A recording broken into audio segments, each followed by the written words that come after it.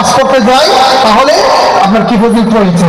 রাসূলুল্লাহ সাল্লাল্লাহু আলাইহি ওয়াসাল্লাম বলেছেন, ইযা তাওয়াদ্দাআ আহাদুকুম ফাআহসানাল উযুআ, যখন কোনো ব্যক্তি ভালোভাবে উত্তমভাবে রাসূল করিম সাল্লাল্লাহু আলাইহি ওয়াসাল্লাম যেভাবে ওযু করে শিখে ওযু করে দেখিয়েছেন সেভাবে উত্তমভাবে ওযু করে, এরপরে সুম্মা খারাজা ইলা সালাতি, এরপরে সে কেবলমাত্র নামাজ আদায়ের জন্য মসজিদের দিকে যায়, মসজিদে যায়, লাম ইয়ারফা কদমাহু আল-ইয়ুমনা ইল্লা কাতাবাল্লাহু আযজা ওয়া জাল্লা লাহু হাসানা, সে যখন ডান পা তুলে তখন তার আমলনামায় কি লেখা হয়? একটি সওয়াব লেখা হয়। ডান পা আপনি ওযু করে নামাজ পড়তে যাওয়ার জন্য বের হলেন, ডান পা তুললেন কদম ফেলানোর জন্য, কদম ফেলার জন্য আরা হইতে হি মার ওয়াল্লাহি কদম ফেলার জন্য যখন ডান পা তোলা হবে তখন এই ডান পা তোলার সাথে সাথে তার আমলনামায় একটি সওয়াব যোগ করা হবে। এরপরে রাসূলুল্লাহ সাল্লাল্লাহু আলাইহি ওয়াসাল্লাম বলেছেন, ওয়ালাম ইয়াদা কদমাহু আল-ইয়ুসরা ইল্লা খাতাল্লাহু আযজা ওয়া জাল্লা আনহু, এরপরে যখন বাম পা ফেলা হয় তখন তার একটি গুনাহ আল্লাহ রাব্বুল আলামিন ক্ষমা করে দেন। সবাই বলেন সুবহানাল্লাহ। ওযু করে কি করলে? নামাজ পড়ার জন্য মসজিদে গেলে, ওযু করে নামাজ পড়ার জন্য মসজিদে যাওয়ার সময় প্রতি কদমে সওয়াব লেখা হয়, প্রতি কদমে একটি করে গুনাহ কি করে দেওয়া হয়? ক্ষমা করে দেওয়া হয়, মুছে দেওয়া হয়। সুবহানাল্লাহ। এটা একটি আমল। তাহলে আমরা কি করব? আপনার ওযু করে নামাজ পড়তে যাওয়ার চেষ্টা করব।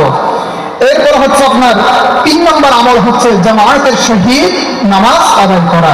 রাসূলুল্লাহ সাল্লাল্লাহু আলাইহি ওয়াসাল্লাম বলেছেন, মান তাওয়াদ্দাআ ফাআহসানাল উযুআ, যে ব্যক্তি সুন্দরভাবে উত্তমভাবে ওযু করবে, সুম্মা মাশা ইলা সালাতি মাকতুবা, এবং ফরজ সালাত আদায়ের জন্য মসজিদে যাবে, ফাসাল্লাহা মাআল ইমাম, ইমামের সাথে জামায়াতের সহিত সালাত আদায় করবে, রাসূলুল্লাহ সাল্লাল্লাহু আলাইহি ওয়াসাল্লাম বলেছেন, গফিরা লাহু যান্নাহ, আল্লাহ তার গুনাহসমূহ আল্লাহ কি করে দিবেন? ক্ষমা করে দিবেন। সুবহানাল্লাহ।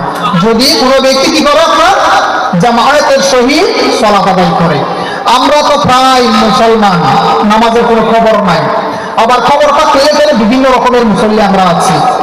এমন মুসল্লি আছে নামাজ পড়ে ঠিক, কিন্তু ওয়াক্ত থাকে না, ওয়াক্ত শেষ হয়ে যায়, খাজা হয়ে যায়, বিশেষ করে ব্যবসায়ী চাকরিজীবী আমরা মানে আমাদের মধ্যে আমরা চিন্তা করি পরে গিয়ে পড়ে নিব, এটা কিন্তু মারাত্মক ধরনের গুনাহ, মারাত্মক ধরনের কি গুনাহ।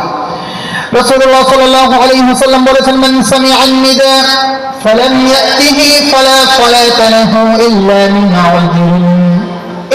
উযরিন, মান সামিআন নিদা, যে ব্যক্তি মুয়াজ্জিনের আযান শুনতে পাবে, ফালাম ইয়াতিহি ফালা